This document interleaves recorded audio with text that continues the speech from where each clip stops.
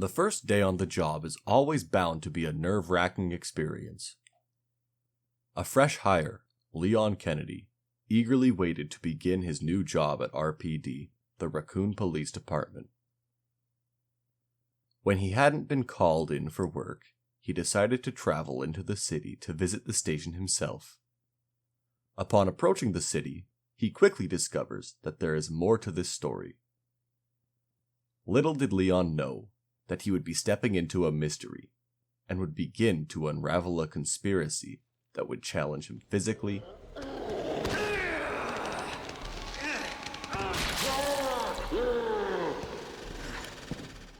mentally,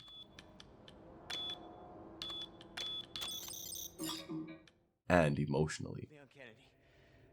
There was another off strike. I couldn't.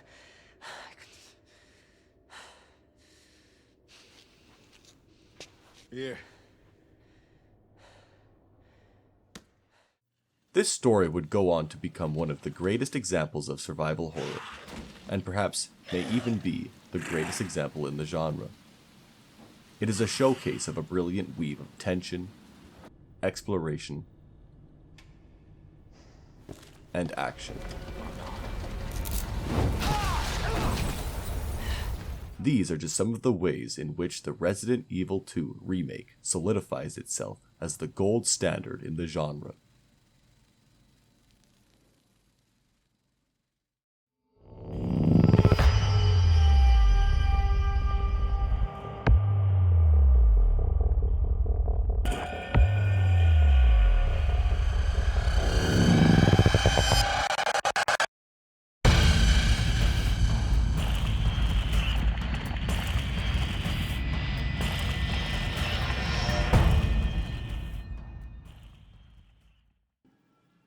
The story is told from the perspective of the protagonist Leon Kennedy, who again has yet to begin his first official day at work. When he comes to investigate for himself, he finds nothing but bloodshed and shambling corpses along the path.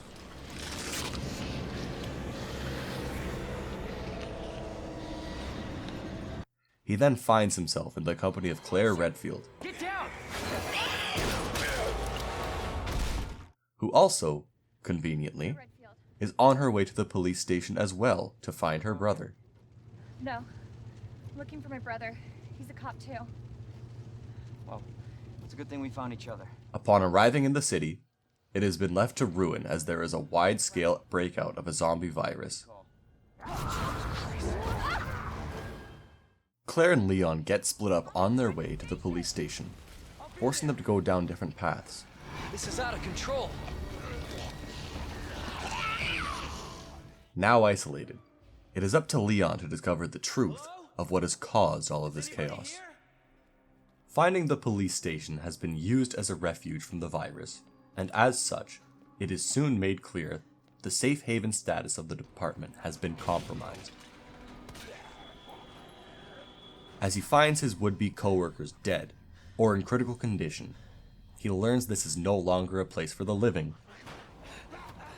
but it has been claimed by the dead. Watch out!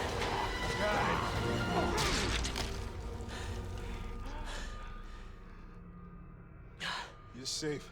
His goal as of right now is to extract his last remaining colleague. Marvin Browner. Leon Kennedy. And so, Leon has but one option now: to fight to survive.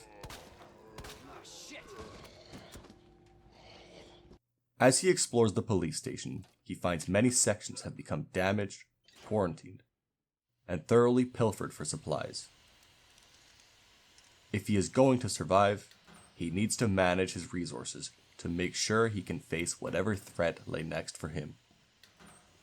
Every bullet, health item, and key object important to his progress are scarce. This forces Leon to consider which encounters are worth fighting and which encounters he is better fleeing from. You do not hesitate. You take it out. Or you run. Got it? Yes, sir. Leon, as young and fit as he is, can only afford to carry so much equipment.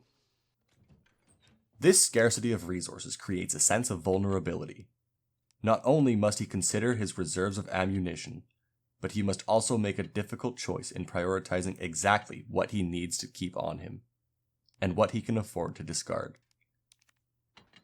This management of supplies, and the balancing between reactive healing items and defensive or offensive weaponry, helps to create a sense of tension. After all, Leon can only record his journey and store his supplies at very specific checkpoints through the police station. Together, the feeling of vulnerability and the feeling of tension come together to form a keystone. This is the keystone of fear.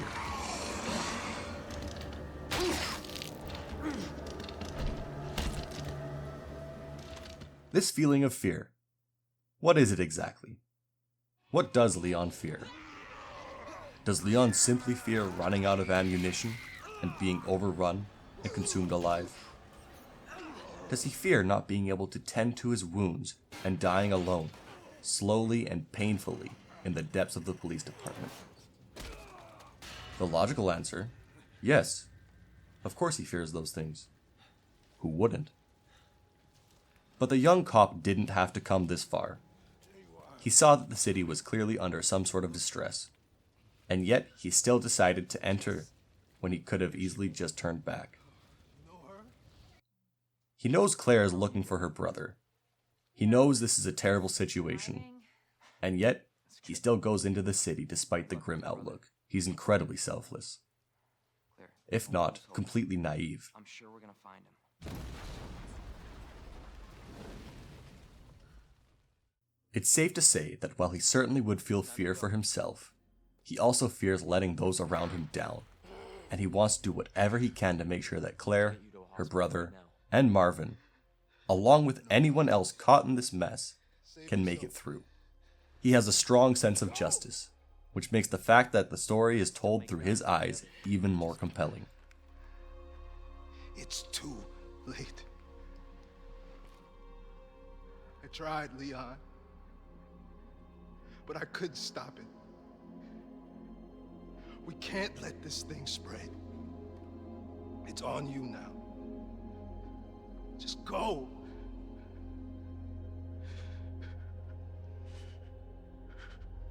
I understand.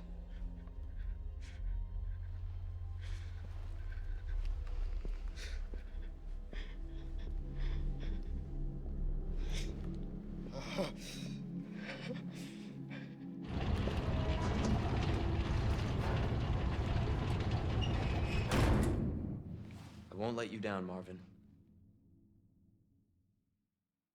Leon embodies the archetype of a hero, becoming the perfect subject for a survival horror setting. What the?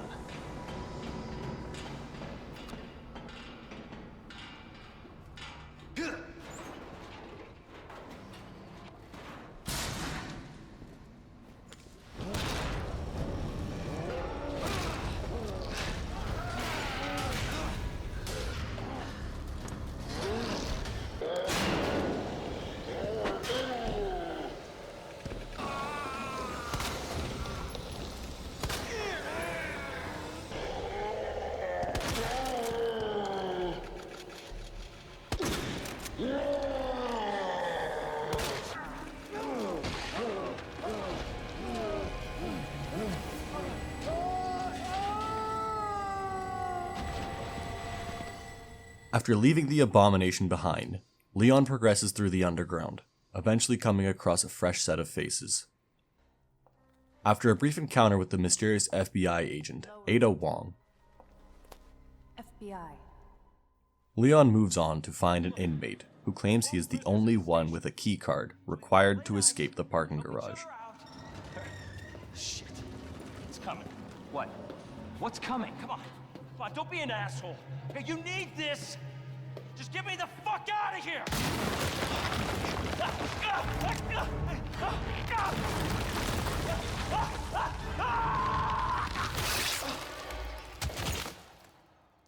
His gruesome and quick death foreshadows the escalating threat to Leon's own survival. Upon returning to the police station, Leon has a run-in with an even more dangerous foe.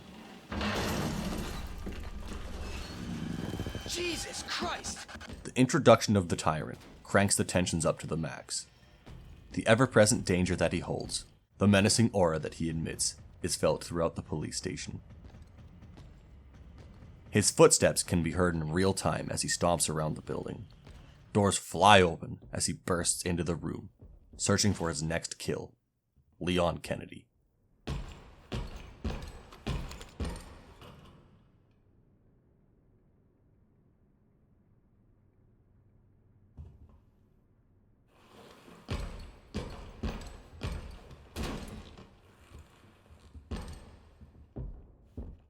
Every loud sound, every stray bullet spent on the undead from here on out will attract the Tyrant. Often, fighting has been the answer for most of the dangers that Leon has faced up until this point. However, the Tyrant stops at nothing. The only option when coming face to face with the Tyrant is to run.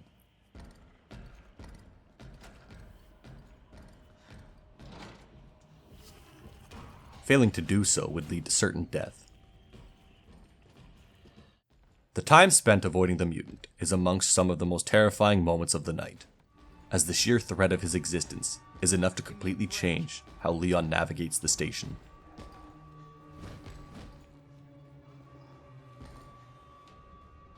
With the keycard in hand, Leon can finally...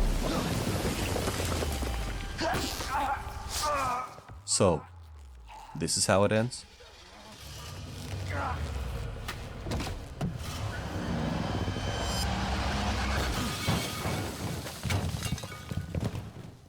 Fortunately, the FBI agent from earlier steps in. This is getting old. Saving your ass, that's twice. The Tyrant makes for a perfect foil to keep Leon on his toes, and makes for a truly terrifying experience. Fear is dialed up to an all-time high as this is the most tense and vulnerable Leon has felt throughout the night. Leon and Ada make their way through a gun store, where they soon find a distressed man who is on the edge. The man is in fact a grieving father. Those fucking things outside. What they did to us. You're a cop. You're supposed to know something. How did this happen? Huh? She was our sweet little angel. Mommy. Mommy's sleeping, honey. Okay? And I'm gonna put you to bed too, okay? Emma.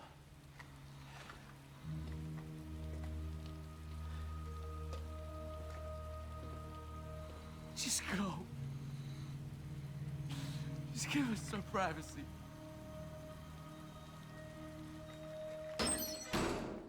It's enough to make anyone feel a sense of heartbreak and sorrow. Not only the father, his daughter, and the mother, but this affects everyone in Raccoon City. Why did this happen? Why did it have to be this way? Seeing all of this pain that this has caused, the hero in Leon compels him even more to find some sort of justice for this grotesque horror that has befallen the victims. Whatever it takes to save this city. Count me in. A short detour is made through the sewers, where more discoveries are made about the devious nature of the outbreak.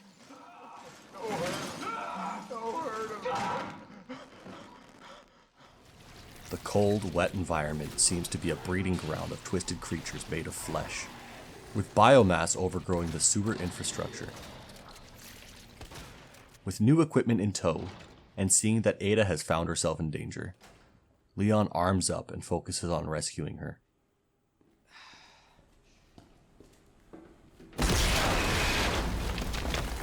Jesus Christ!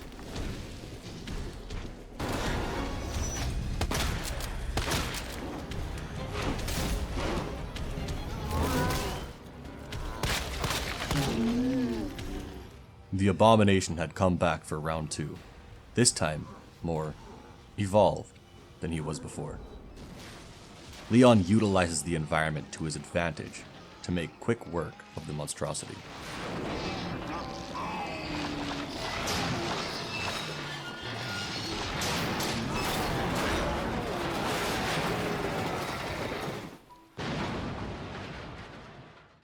If I'm gonna finish this case, you're the last hope I've got. I'm not just gonna leave you here. What if you're attacked? What if you need help?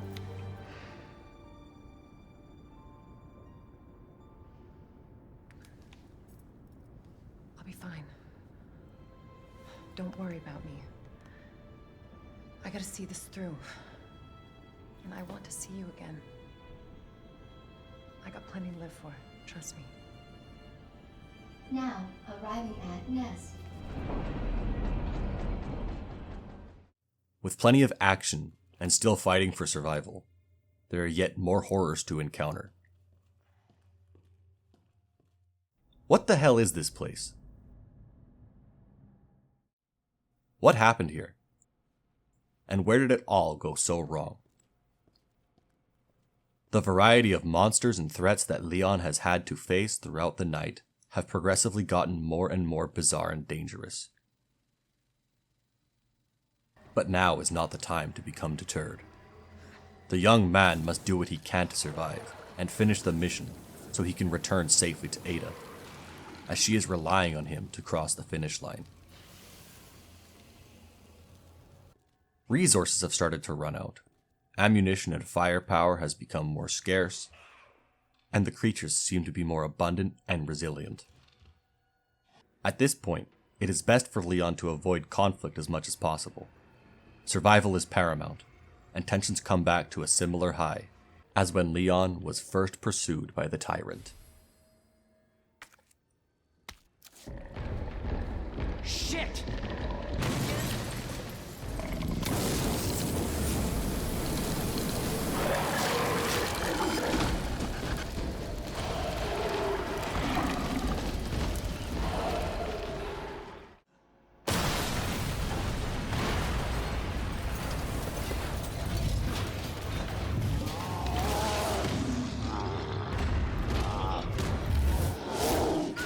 As the abomination reaches what must surely be his peak evolution, Leon has to fight, with what little firepower he has left, as he must stop at nothing to defeat the mutant. Alright, we end this here. Class A breach detected. Lock quarantine until hunger is neutralized.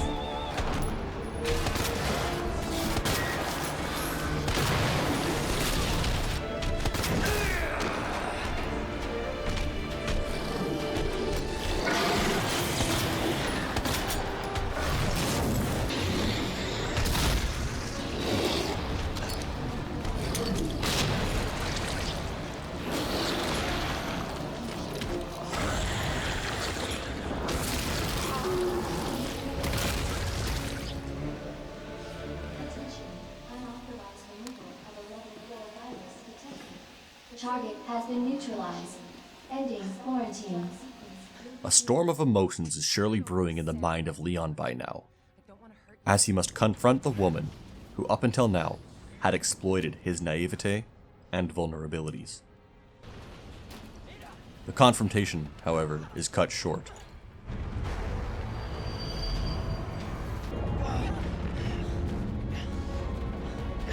Hold on. I think I can...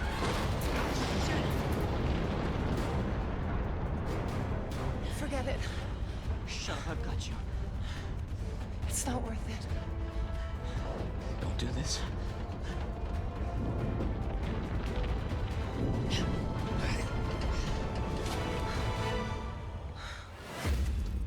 No!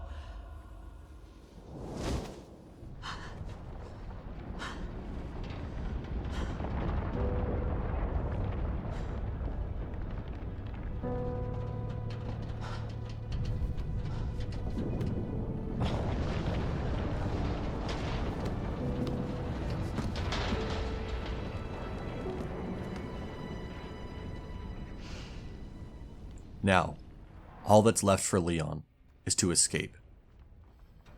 The end is within reach. All Leon must do now is run. Thoroughly exhausted, and just needing to finally escape with the information he has obtained from Nest. Of course, it is never that easy.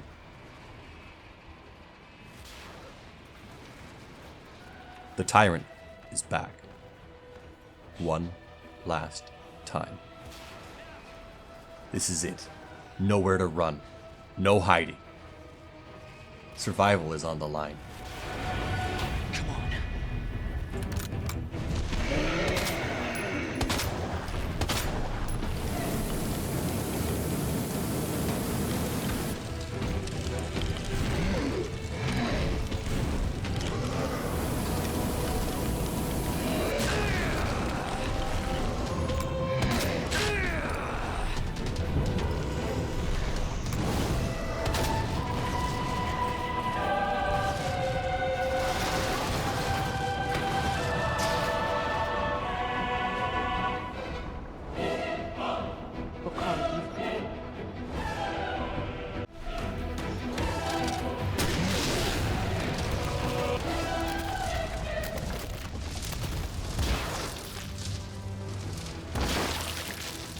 After a heart-racing and grueling fight for survival, Leon finally triumphs over his foe.